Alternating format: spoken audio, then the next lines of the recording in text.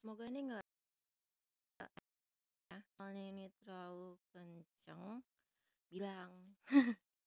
Soalnya takutnya terlalu kenceng. Oke, kita baca baca baca energi 1 minggu ke depan menggunakan si White Cats Tarot ini. Aduh, ini kok suaranya gini ya? Kenceng sih kenceng, tapi bergema. Tapi bergemanya mungkin dari pihak aku aja kali ya. Mungkin sebaiknya malah aku nggak usah dengerin diriku sendiri dulu sementara. Oke, kita lihat energi 1 minggu ke depan. Jadi untuk 1 minggu depan, sorry itu kucing aku. Tapi penasaran juga deh, aku pengen denger suaranya kayak gimana. Oke, 1 minggu, nyangkut. 1 minggu ke depan ini Hierophant dalam keadaan terbalik. Jadi mungkin kayak ada sesuatu yang kalian lakukan dengan cara yang tidak tradisional. Ada full dalam keadaan terbalik.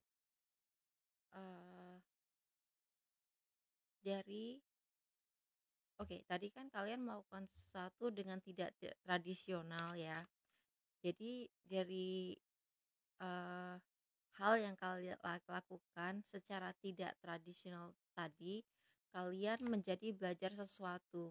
Kalian yang tadinya clueless, nggak tahu cara melakukan sesuatu, atau pokoknya intinya kalian mendapat pelajaran baru, dan pelajaran itu kalian dapatkan dengan cara melakukan. Jadi learning by doing. Tema minggu ini adalah learning by doing. Terus ini ada juga Ten of Swords dalam keadaan terbalik. Aku bingung deh, ini kayak minggu ini semuanya dalam keadaan terbalik. Jadi kayaknya minggu kemarin mungkin kalian mengalami sesuatu, entah ya kayak cobaan, musibah, sesuatu yang harus kalian benerin. Terus kalian mungkin ini sesuatu yang udah sering terjadi sebelumnya, tapi sebelumnya kalian tuh menyikapinya itu dengan cara A gitu. Kali ini kalian belajar untuk menyikapinya dengan cara B misalnya. Terus dengan kalian melakukan itu dengan cara B tuh, kalian belajar sesuatu yang baru, dan itu sangat menguntungkan buat kalian. Dan hal yang kalian pelajari itu bisa melepas kamu dari cobaan atau kesulitan tadi. Ini positif sih. Jadi kalau misalnya kan ada kan reading yang positif banget, yang kayak kamu tuh bakal dapet ini gitu. Ini nggak seperti itu. Ini minggu ini temanya tuh lebih ke arah uh, apapun yang kayak menyulitkan kalian di minggu-minggu lalu sekarang sudah mereda. Oke, satu lagi, Ace of Swords. Tapi kalian juga harus hati-hati sama hal yang kalian pelajari itu nih. Ten of bukan ini, bukan Ten of something, ini Wheel of Fortune. Jadi di minggu ini kalian harus waspada sama informasi yang tidak benar. Jadi misinformasi. Terus apa advice untuk kalian minggu ini? Advice untuk minggu ini adalah, ini apa nih? Bottom of the deck-nya imagination. Jadi mungkin kalian akan lebih kreatif, cuman jangan ngelamun ya. Jangan keterusin ngelamun maksudnya. Ups, jatuh. Jatuh dia. Ups. Jatuh. Oke.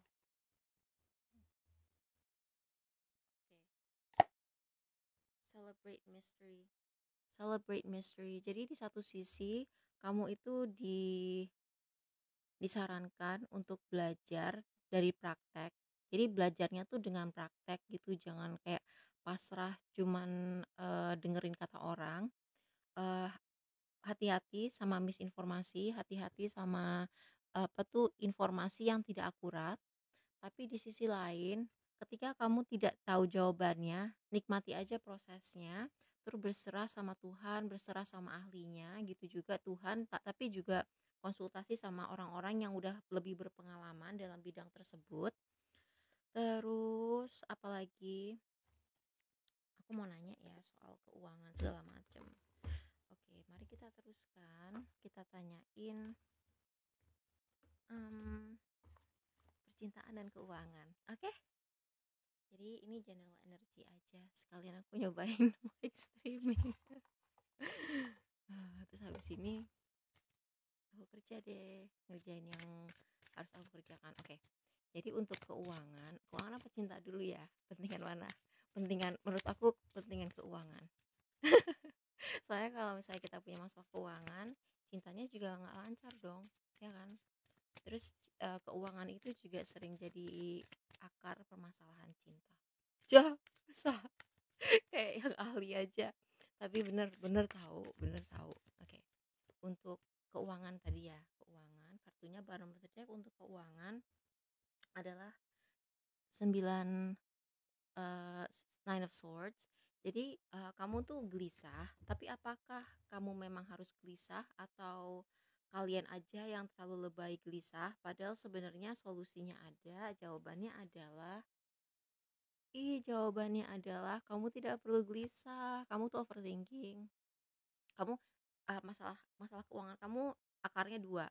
Satu, kamu minggu ini overthinking kayak aduh gimana ya cara ngelunasin ini cicilan gitu. Misalnya kalian usaha gitu ya, namanya usaha kan kadang-kadang kita harus berani enggak lunas duluan gitu bayarnya. Misalnya kalian mau jualan sepatu gitu, terus kayak dari pihak suppliernya, grosirnya tuh kalian harus beli sepatu minimal 5 lusin gitu, sedangkan itu kamu tuh nggak punya gitu uangnya. Itu mungkin kalian dipinjemin sama pihak supplier, terus kalian mikir, aduh gimana ya supaya cepet kejual, supaya cepet lunas si modal sepatu ini gitu. Kedua, bisa jadi dari pihak kamu sebagai pembeli, kamu tuh terlalu impulsif shopping. Kamu ngeliat ada ini kamu beli, kamu ngeliat itu kamu pengen beli, kamu ngeliat tetangga punya ini kamu beli, kamu misalnya kamu youtuber gitu, kamu konten kreator, kamu tiktok, kamu punya tiktok gitu, kamu lihat um, channel sebelah punya punya barang ini dia pakai di channel dia, kamu pengen beli juga gitu, padahal belum tentu kamu kontennya seperti itu gitu. Jadi dijaga lah, dijaga. Terus habis ini dasrat. Iya iya, kalian kalau misalnya nih ya aku kasih tahu ya, kalau kalian tidak bisa menjaga nafsu dalam hal keuangan nih, kesulitan ekonomi itu satu. Kedua, itu kayak kamu justru menghalangi keberuntungan kamu sendiri karena kamu kurang bersyukur sama apa yang kamu punya, dan kamu tuh harus lebih banyak sedekah. Gitu. Iya, kamu tuh harus lebih banyak sedekah. Terus kamu jangan suka ngepoin orang, jangan suka ngepoin apa yang orang punya gitu. Karena satu, kalian belum tentu mampu. Dua, kalian belum tentu butuh. Nih, kalau bisa kurangin deh ngeliatin sosmed, terutama Insta. Kurangin ngeliatin sosmed, kurangin ngeliat eh, apa yang orang lain punya gitu. Walaupun itu dalam konteks kerjaan ya. Misalnya kamu punya toko, terus toko sebelah tuh misalnya dia habis grosir apa gitu, sedangkan kamu grosiran sebelumnya tuh belum lunas. Nggak usah tergoda untuk ikut-ikutan jualan yang kayak gitu, dan kalaupun jualan kayak gitu jangan langsung lebay beli 5 lusin gitu, satu dulu gitu. Apalagi tetangga sebelah udah jualan itu, ntar saingannya ketat gitu tuh ya, diinget. Kalau enggak kamu itu akan mendatangkan kegelisahan. Jadi sebenarnya kegelisahan kamu itu maaf ya, salah kamu sendiri. Jadi sebenarnya harusnya kamu nggak usah segelisah itu juga gitu. Nih kamu bersyukur sama apa yang udah kamu punya. Kamu nih ini kan kartu masa lalu ya, kartu masa lalu. Terus mungkin kamu juga harus lebih banyak sedekah, atau kamu bisa pinjam saudara kamu. Misalnya kakak atau adik kamu punya sesuatu, pinjem, nggak usah beli gitu. Apalagi kalau cuma dipakai sekali. Misalnya aku kan punya channel ASMR, terus aku mau bikin Gundam tuh di ASMR aku, kan aku nggak perlu dong beli Bandai ini per punya aku sendiri, aku tinggal pinjem punya adik aku aja. Nih judgement, kalau enggak kalian akan nyesel kalau kalian tidak lebih hati-hati, terus berhenti ngelihat apa yang orang punya gitu. Kayak fokuslah sama yang kamu punya sendiri. Nah sekarang kita ngebahas percintaan, oke? Hmm, percintaan kamu 1 minggu depan ini. Aku sekalian nanyain percintaan aku sendiri. Bilang ya kalau resonate. Karena yang namanya tarot reader sama followersnya sama penontonnya itu kan resonate atau enggaknya itu tergantung dia satu kolektif atau enggak gitu. Jadi moga-moga kita satu kolektif ya. Kita satu kolektif, terus kita cocok lah. Kita cocok. Oke. Star, mungkin kamu ada urusan sama Aquarius atau kamu jomblo, tapi kamu minggu ini topiknya adalah either kamu berurusan dengan seorang Aquarius atau kamu sendiri yang Aquarius. Ini akan sangat resonate. Ada apa dengan si Aquarius ini? Sebenarnya ini kartu yang positif sih, kartu harapan gitu. Terus kartu kadang-kadang bisa diartikan terkenal secara harfiah, tapi itu lebih ke sun card ya. Four of Four of Cups dalam keadaan terbalik, King of Pentacles. Jadi minggu ini kalian akan mendapatkan lebih banyak kestabilan gitu kan.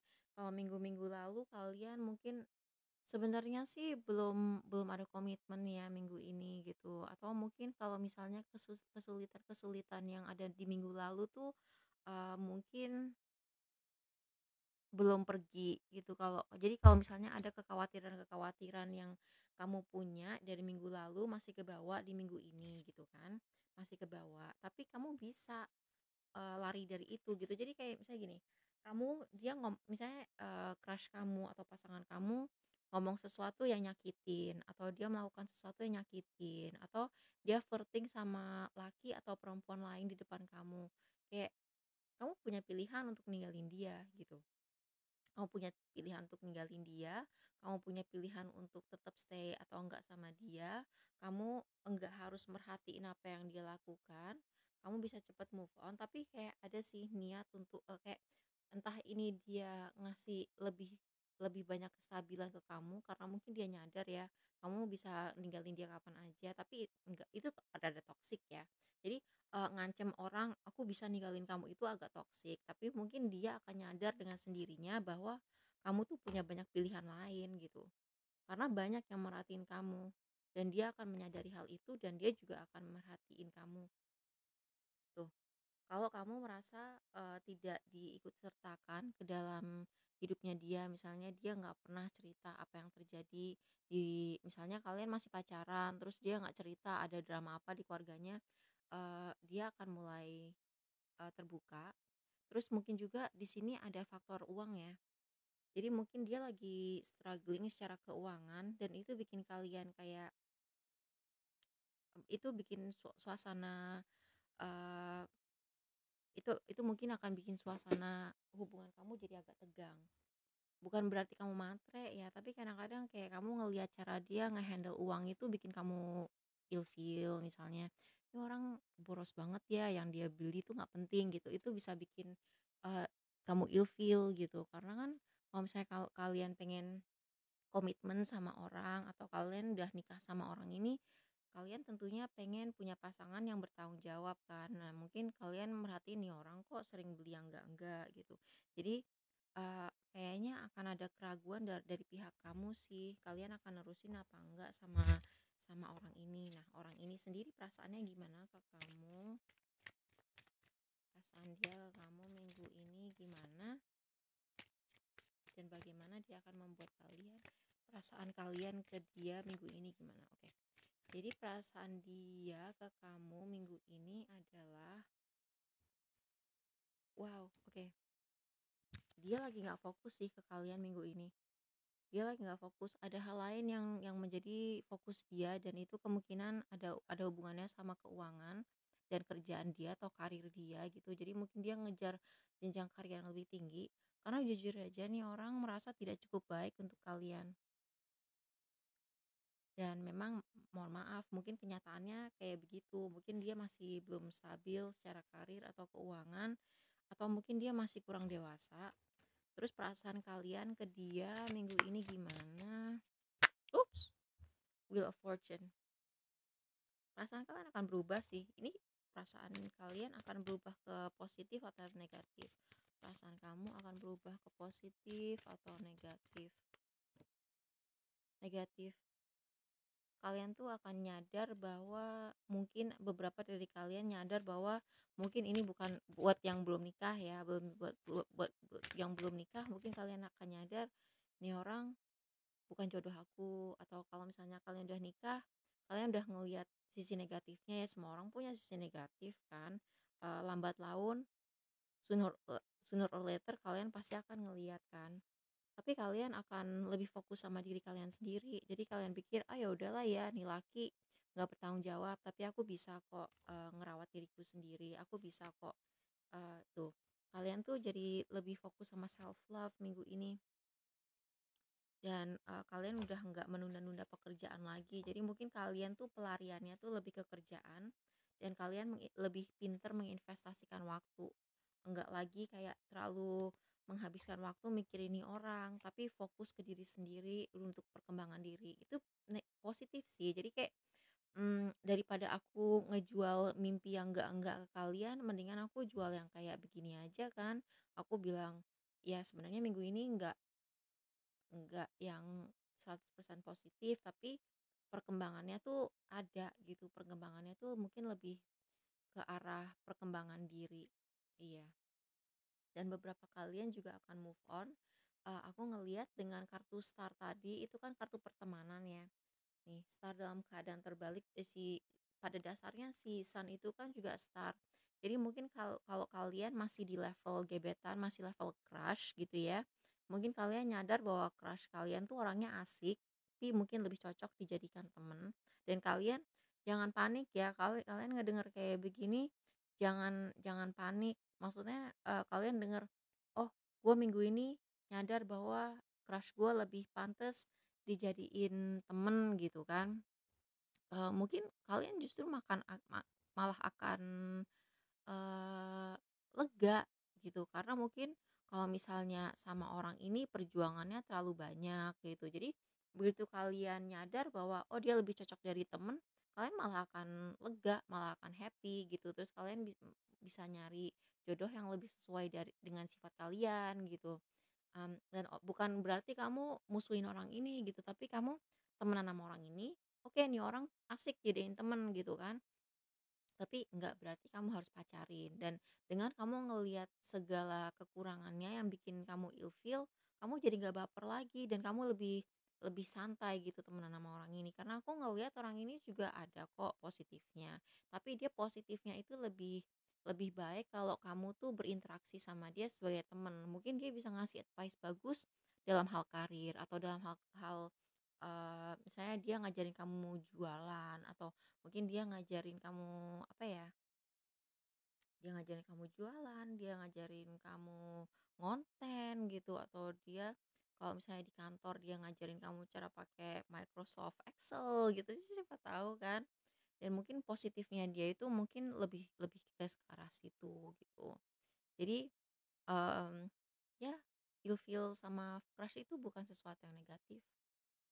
Justru kalau kamu bucin nggak bisa move on dari crush yang udah kamu tahu banyak kekurangannya, itu justru justru lebih lebih negatif kalau menurut aku. Tapi dengan adanya star card, kalian tuh bisa profesional, bisa dewasa, dan berteman aja sama orang ini. Oke, jadi semoga ini membantu. eh Intinya sih itu ya. Ya, makasih, bye bye. Ini cuma ngetes mic. Ini cuma ngetes mic streaming, karena tadi Papi Pria kan tadi bilang kalau mau streaming sebaiknya punya mic supaya suaranya tuh jelas. Karena gini, kalau aku lagi live streaming sama Papi kan punya mic streaming nih. Jadi suara aku tuh selalu kalah sama dia.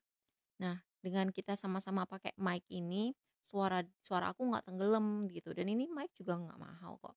Ini nggak mahal, ini lumayan affordable dan suaranya cukup, eee, quality sih menurut aku, not bad lah. Oke, makasih udah nonton, makasih. Halo Bu Widya, Bu Widya, Bu Widya, nanti kita chat ya di itu, nanti aku chat di WA. Nanti kita ngebahas. Aku sama Bu Widya nih mau mau bikin kayak semacam podcast gitu. Bu Widya bakal cerita soal Bu Widya bakal cerita soal cerita horornya di Siang Bolong. Terus juga Bu Widya bakal cerita soal, oh kita bakal ngomongin bedanya kartu ori sama kartu palsu. Terus nanti aku juga bakal ngajakin Papi Pria ngomongin soal siklus 9 tahunan. Oke? Jadi semoga kalian suka sama podcastnya. Oke, bye bye. Makasih.